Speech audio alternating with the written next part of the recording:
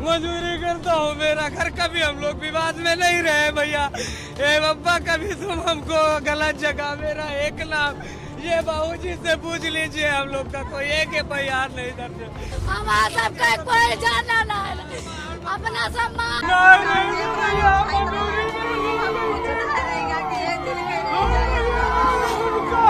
ओ दादा उनका बचा ले, ओ भैया परेशान हो भैया, भैया परेशान बिल्कुल हो।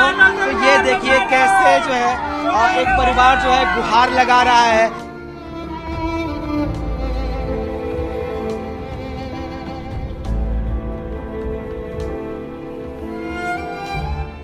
अब मुस्लिम समुदाय ने, क्योंकि हम लोग तो चाह रहे हैं ना कि भाईचारा बन के रहे, लेकिन कुछ लोग होते हैं कि नहीं चाह रहे होते हैं कि भाईचारा बन के रहे, तो वो ऐसे कुछ बदतमीजी कर देते हैं जिसकी वजह से ये सब परेशानी उठानी पड़ती है। अच्छा, और ये जो लड़के की हत्या हुई है उस पर आप लोगों की क्या राय है? अब ये तो होना नहीं चाहिए था, क्योंकि जैसे उन्होंने जो किया था वो प्रशासन थी उनको सजा देती। जैसे जो उन्होंने किया था, झंडा उखाड़ा था या तोड़ा था या कुछ भी किया था, तो उनको प्रशासन देती सजा जो देना था। अब उन्होंने गलत किया है तो उनको सजा उनको मिलेगी। मोटरसाइकिलें जली हैं और अपने पड़ोसी के ट्रैक्टर जली है। घर जला हुआ, बच्चों को फूंक देते अगर नहीं पकड़ लेते तो दो गाड़ी मेरी फूंकी हुई, पूरा मेरा घर टूटा पड़ा है सर। मारे हैं साहब, कोई गलती नहीं भैया, हम लोग उस गांव से 3 किलोमीटर पीछे रहते।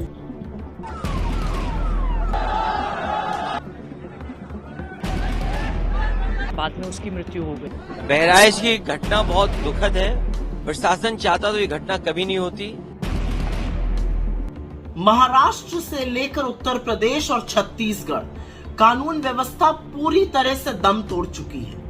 ये जंगल राज नहीं तो और क्या है। लेकिन सबसे बड़ा सवाल ये है कि इस नफरत की आग को भड़का कौन रहा है और क्यों भड़का रहा है। सवाल ये भी है कि सांप्रदायिकता की बलिवेदी जो हमारे बच्चे चढ़ रहे हैं, जो कुर्बान हो रहे हैं, उनकी मौत का जिम्मेदार कौन है। क्या पुलिस और प्रशासन इतना निकम्मा, इतना नपुंसक हो चुका है कि उनकी नाक के नीचे हत्या और हिंसा भड़काई जा रही है और वो हाथ पर हाथ धरे बैठे, या असल में पुलिस और प्रशासन सत्ताधीशों के निर्देश पर इसको अपनी स्वीकृति दे रहे हैं। मीडिया का तो खैर क्या ही कहना। महाराष्ट्र से लेकर उत्तर प्रदेश और छत्तीसगढ़ तक आपको एक शब्द सुनाई नहीं देगा और वो शब्द है जंगल राज। किसी भी टीवी स्क्रीन पर आपको योगी आदित्यनाथ, एकनाथ शिंदे या विष्णुदेव साय की कोई तस्वीर दिखाई नहीं देगी। इस्तीफा मांगना तो बहुत दूर की बात है। इसलिए आपके जो बच्चे नफरत में झुलसाए जा रहे हैं, ये जो बड़े बड़े नेता आपके बच्चों के हाथ में तमंचे और तलवारें देकर उनको धर्म का स्वयंभू रक्षक बना रहे हैं, याद रखिएगा कि इनके बच्चे अमेरिका और यूरोप की बड़ी बड़ी यूनिवर्सिटी में पढ़ रहे हैं, मोटा माल कमा रहे हैं और शांति से रह रहे हैं। तो ऐसा कौन है जो चाहता है कि जलती हुई बस्तियों पर उसकी नफरत की रोटी सिकती रहे। आखिर कब तक सांप्रदायिकता की आग में निर्दोष लोगों के घर झुलसकर स्वाहा होते जाएंगे? आखिर कौन है जो इस देश के बेबस बेरोजगारों को ड्रग्स के नशे में झोंककर उनके हाथ में अवैध असलहे देकर उनको अराजक बना रहा है? और इसका ताजा उदाहरण अभी महाराष्ट्र से आ रहा है, जहां पर महज 50,000 रुपए के लिए बाबा सिद्दीकी की गरीब लड़कों द्वारा हत्या कराई जाती है और उनका पूरा जीवन इसके बाद बर्बाद हो गया। तो नफरत के इस खेल को समझिए, एकजुट होइए, इसको हराइए। अगर नहीं हराइएगा तो बहुत देर हो जाएगी, क्योंकि ये आपके बच्चों के भविष्य के बारे में। उनके बच्चे बहुत सुरक्षित हैं, बहुत समृद्ध हैं और बहुत ठिकाने से लगे हुए हैं।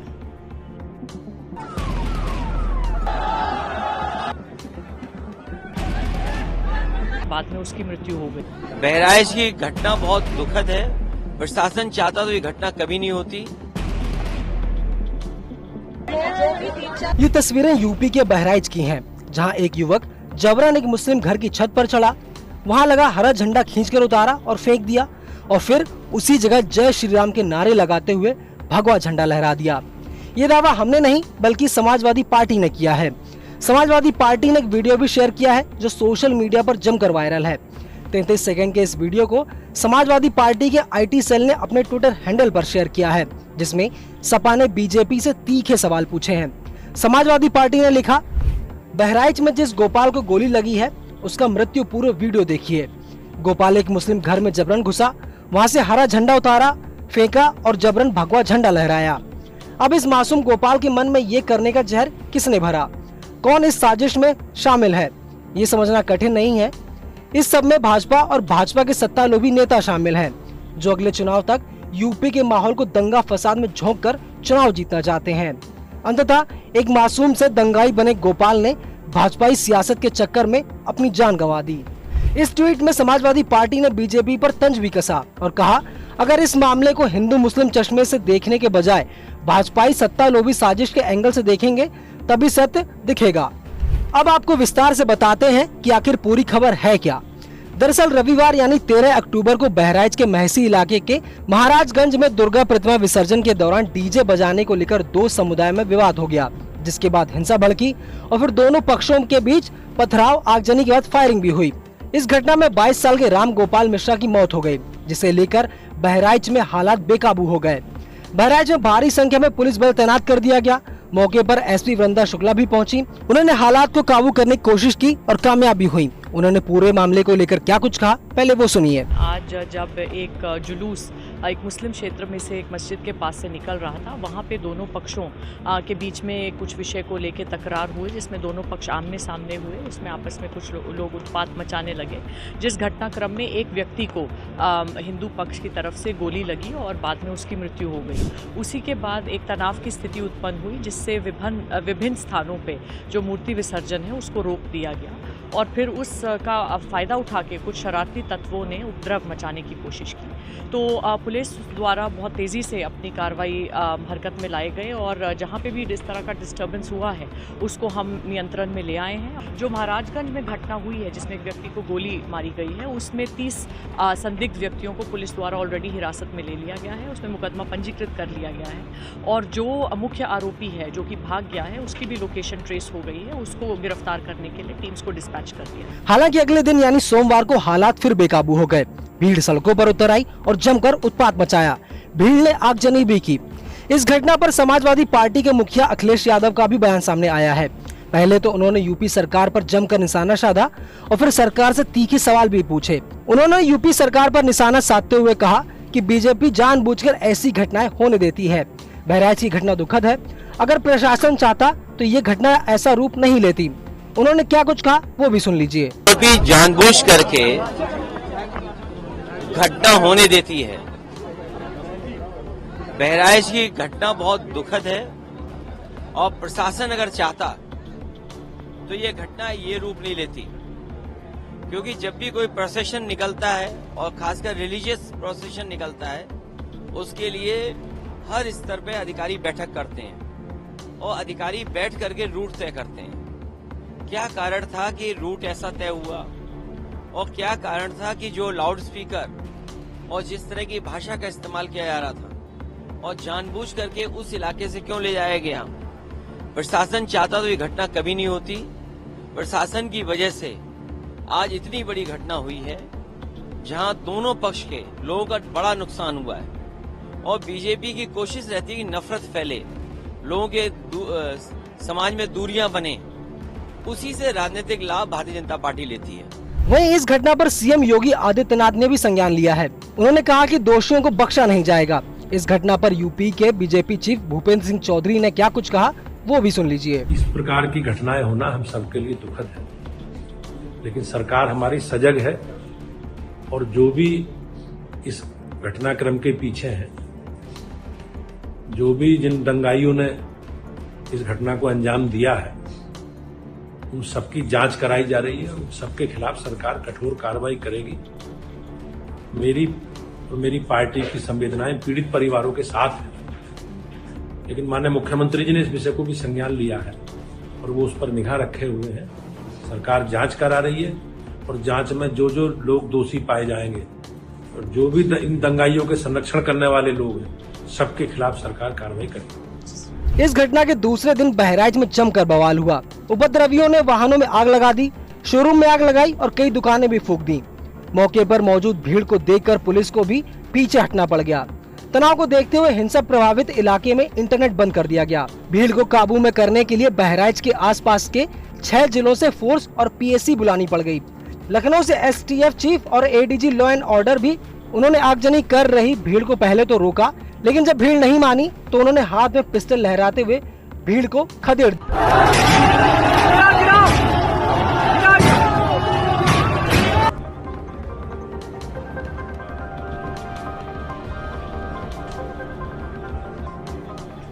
उत्तर प्रदेश का बहराइच एक बार फिर से सुर्खियों में आ गया है, लेकिन इस बार माहौल तनावपूर्ण है। दरअसल मूर्ति विसर्जन के दौरान दो समुदायों के बीच सांप्रदायिक तनाव और हिंसा की घटना ने इलाके में अराजकता फैला दी है। प्रतिमा विसर्जन के जुलूस पर जमकर पत्थरबाजी की गई, जिसके बाद गुस्साई भीड़ ने हंगामा मचा दिया। घटना के दौरान फायरिंग होने की बात भी सामने आई, जिसमें एक युवक की मौत हो गई। घटना के बाद मौके पर पुलिस ने हालात को काबू करने के लिए लाठीचार्ज किया, लेकिन आगजनी और हिंसा की वजह से माहौल और गर्मा गया। स्थानीय लोगों ने पुलिस पर लापरवाही का आरोप लगाया है। ये घटना तब हुई जब दो समुदायों के बीच आपसी कहासुनी के बाद तनाव बढ़ गया। चश्मदीदों के मुताबिक रविवार शाम मूर्ति विसर्जन के दौरान डीजे पर बज रहे गाने को लेकर विवाद हो गया।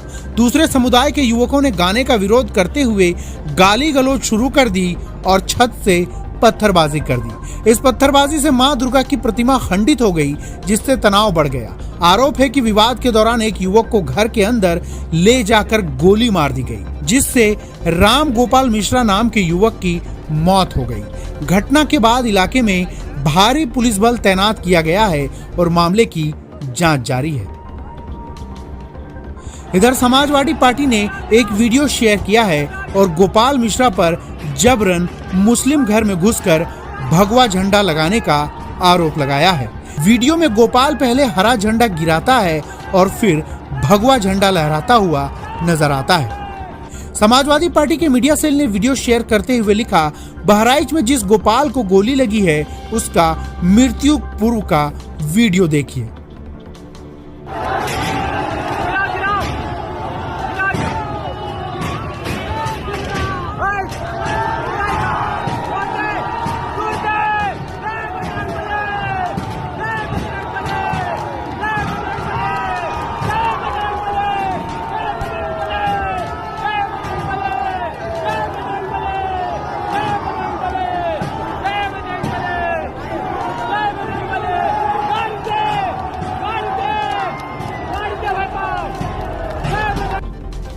इधर समाजवादी पार्टी के प्रवक्ता फखरुल हसन चांद ने उत्तर प्रदेश की कानून व्यवस्था पर सवाल उठाते हुए निशाना साधा। देखिए, उत्तर प्रदेश में जिस तरीके से कानून व्यवस्था को लेकर सवाल है वो बड़ा सवाल है। बहराइच की घटना में जो प्रशासन है उसकी कहीं ना कहीं कमी नजर आई। इतनी बड़ी घटना हो गई, पुलिस का फेलियर था, इंटेलिजेंस का फेलियर था ये। और बहराइच की घटना हो या गाजियाबाद में जिस तरीके का तनाव का माहौल है वो भी किसी से छुपा हुआ नहीं है। आखिर उत्तर प्रदेश सरकार की जिम्मेदारी क्या है? लोग सुरक्षित रहे, लोग अपना त्योहार सुरक्षित तरह से मनाएं, लोगों को सुरक्षा देना। लेकिन भारतीय जनता पार्टी की सरकार लोगों को सुरक्षा देने में, अच्छा माहौल देने में पूरी तरीके से विफल रही है। बहराइच की घटना वो दुखद है, उसमें एक व्यक्ति की मौत हुई है, वो दुखद है।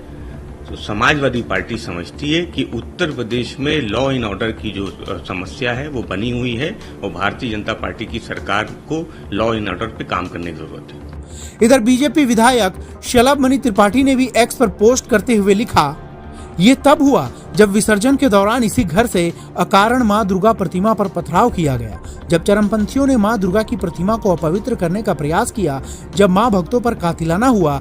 बाद में इसी घर में रखे हथियारों से हुई फायरिंग में रामगोपाल मिश्रा को कई गोलियां मारी गई। एक तरफा वीडियो बनवाकर हत्यारों को बचा नहीं पाएगा कोई। ऐसी कार्रवाई होगी कि पीढ़ियां याद करेंगी। बहराइच की घटना पर सीएम योगी सख्त। इस घटना पर सख्त रुख अपनाते हुए मुख्यमंत्री योगी आदित्यनाथ ने अधिकारियों को स्पष्ट निर्देश दिया कि हिंसा भड़काने वालों की पहचान कर उनके खिलाफ कठोर कार्रवाई की जाएगी। सीएम ने यह भी सुनिश्चित करने के लिए कहा कि प्रतिमा विसर्जन बिना किसी रुकावट के पूरा हो। धार्मिक संगठनों से संवाद स्थापित कर इसे समय पर संपन्न कराया जाए। मुख्यमंत्री ने जनता को सुरक्षा का भरोसा देते हुए प्रशासन और पुलिस अधिकारियों को घटनास्थल पर लगातार मौजूद रहने का निर्देश दिया है। साथ ही जिनकी लापरवाही से ये घटना हुई उनकी भी पहचान कर उन पर कार्रवाई करने के आदेश दिए गए हैं। युवक का शव रखकर किया प्रदर्शन। पुलिस ने बताया कि बहराइच जिले के हरदी क्षेत्र के महाराजगंज बाजार में रविवार को देवी दुर्गा की मूर्ति के विसर्जन के जुलूस के दौरान गोलीबारी और पथराव हो गई। इस घटना में एक युवक की मौत हो गई।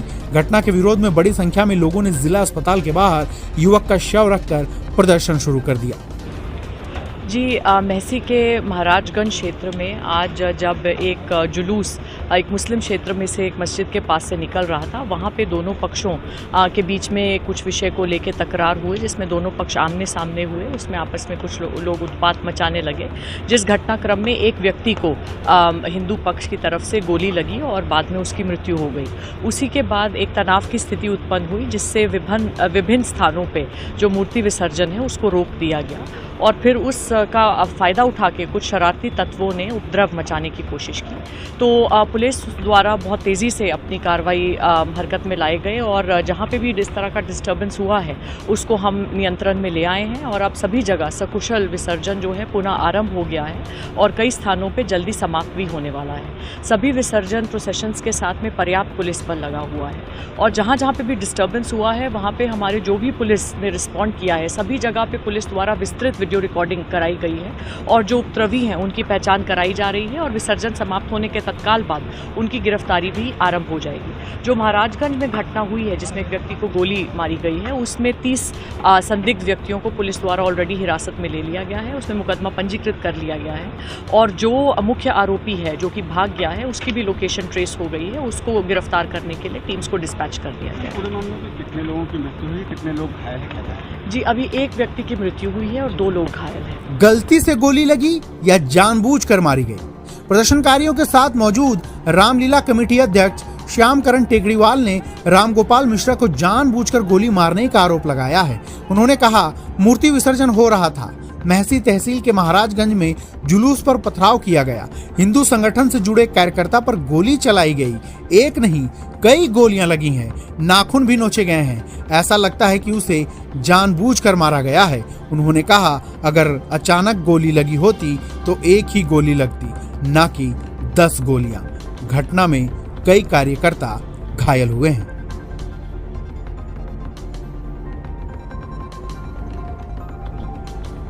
पुलिस प्रशासन या नरेंद्र मोदी जी, अगर आपको हमसे दोबारा वोट चाहिए तो जिसका साथ उसका विकास करना होगा, नहीं तो आप भी सत्ता से बाहर जाएंगे और ये चुनौती है आपको। ये बंद करिए सबका साथ सबका विकास। आपको वो वोट नहीं देते हैं, आप क्यों उनको प्रधानमंत्री आवास योजना देते हैं, क्यों फ्री में भोजन देते हैं? इसलिए ताकि वो हमारी माता जी को जला सके, इसलिए ताकि वो हम पर सट्टेबाजी कर सके। ये बहुत हुआ, अब बंद होगा। अगर इसका प्रतिकार नहीं हुआ तो 24 घंटे के अंदर वो होगा जो प्रशासन झेल भी नहीं पाएगा। ये वचन नहीं श्री कृष्ण को साक्षी मान कर शपथ लेता पूरा हिंदू समाज। जय जय श्री राम।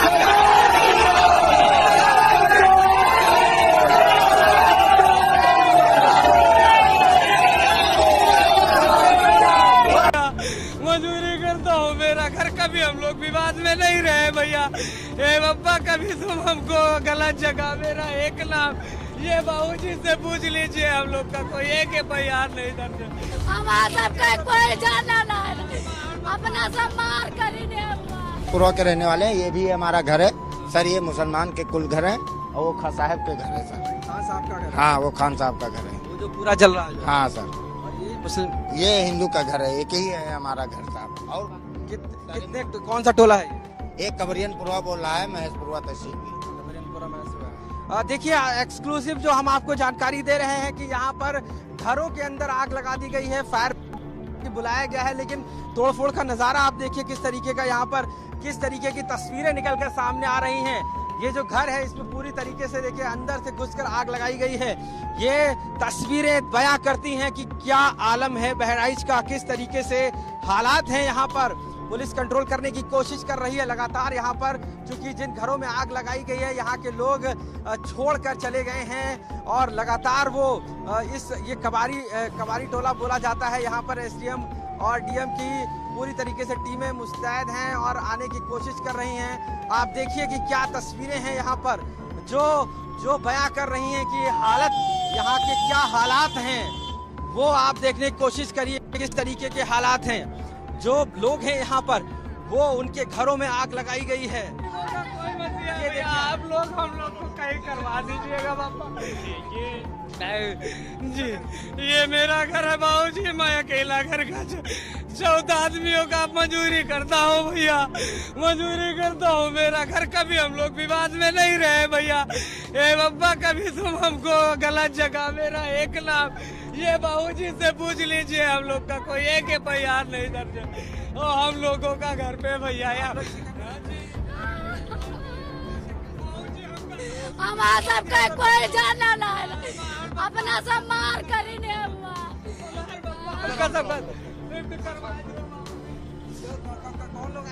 ये बोले बाबा नवाज जतने बड़ा सब गंगवा पर रहा है, बड़ा टाउन बाहर नहीं है, मुझे सब आए मोटरसाइकिल जौन करी है। देखिए साफ तौर से यहाँ पर आग को लगा दिया गया, आग के हवा